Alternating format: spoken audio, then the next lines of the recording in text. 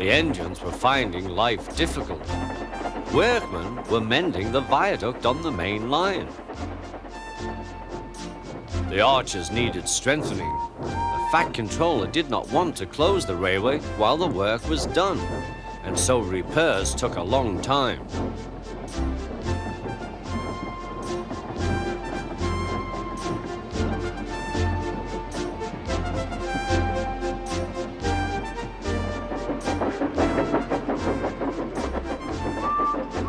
The engines had to take great care when crossing the viaduct, and the delay often made them late on their journey to the junction, where they knew Thomas would be ready to collect his passengers.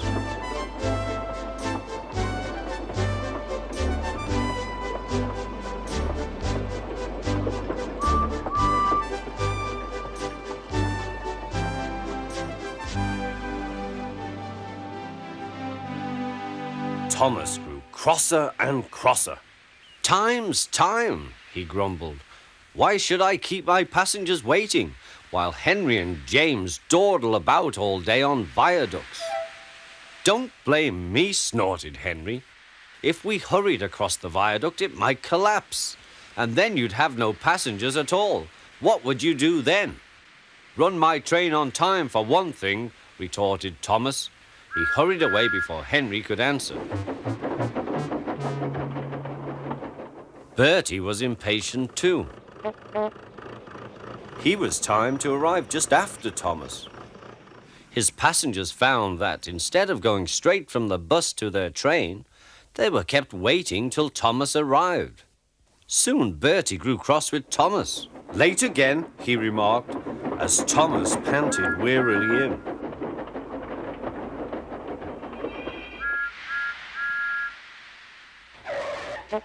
"We may be friends, but I thought you could go fast, Thomas.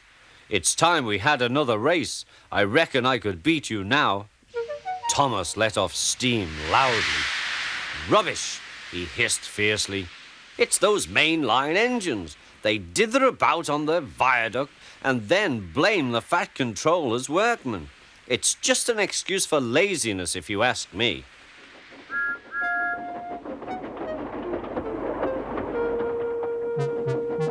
One day, James was later than ever at the junction. "I'm sorry, Thomas," he puffed. "I was held up at the station, and the viaduct made it worse." "It's lucky for you I'm a guaranteed connection," grumbled Thomas. Before James could answer, he puffed importantly away. Come along," he panted to the coaches. Annie and Clarabel did their best, but Thomas soon found that he couldn't save much time.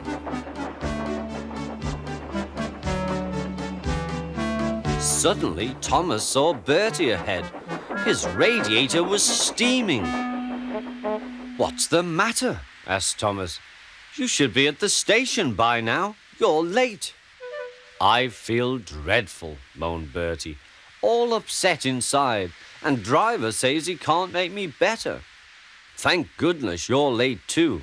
Can you take my passengers, please? They'll never get home otherwise." "Of course," agreed Thomas. He now felt sorry for Bertie and promised to get help at the next station. Thomas set off again.